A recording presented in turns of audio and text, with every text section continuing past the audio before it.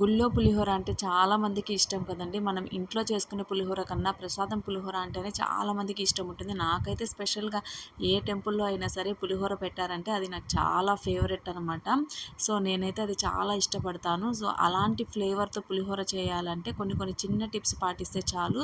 So, దీనికోసం అయితే మనం ఫస్ట్‌గా వచ్చేసి రైస్ అనేది ఉడకబెట్టేసుకొని కొంచెం చల్లార్చుకొని పక్కన పెట్టుకొని అందులో కొంచెం సాల్టు, కొంచెం పసుపు వేసేసుకొని కొంచెం వేరుశనగ నూనె కానీ నువ్వుల నూనె కానీ వేసుకున్నట్లయితే ఆ టేస్ట్ అనేది చాలా బాగుంటుంది. స్మెల్ కూడా చాలా బాగుంటుందన్నమాట. కలిపి పక్కన పెట్టేసుకుందాము.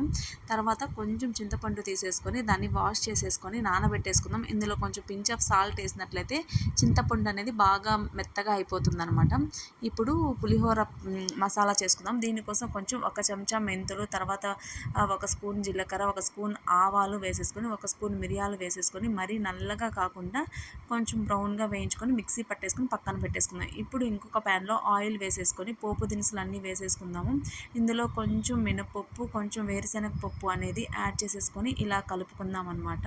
ఇలా కలుపుకున్న తర్వాత కొంచెం బ్రౌన్ కలర్లోకి వచ్చిన తర్వాత చిటికెడ ఉప్పు, తర్వాత పసుపు కూడా యాడ్ చేసుకుందాం. అందులో మనం కొంచెమే యాడ్ చేసుకున్నాం కాబట్టి ఇప్పుడు ఇందులో ఆయిల్ యాడ్ చేసినట్లయితే పసుపు స్మెల్ అనేది రాదు.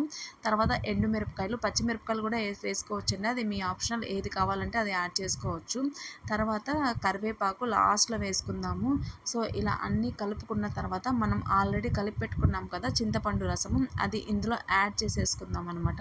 సో, ఇలా కుక్ అయ్యేటప్పుడు కొంచెం దగ్గరగా పడిన తర్వాత మనం ఆల్రెడీ ప్రిపేర్ చేసుకున్న మసాలా, పులిహోర మసాలా ఏదైతే ఉందో అది వేసేసుకొని బాగా కలిపేసుకుందాం. ఈ పులిహోర మసాలాలోనే టేస్ట్ అంతా ఉంటుందండి. మనం తీసుకునే రైస్ని బట్టి దీన్ని మనం ప్రిపేర్ చేసుకోవాల్సి ఉంటుంది.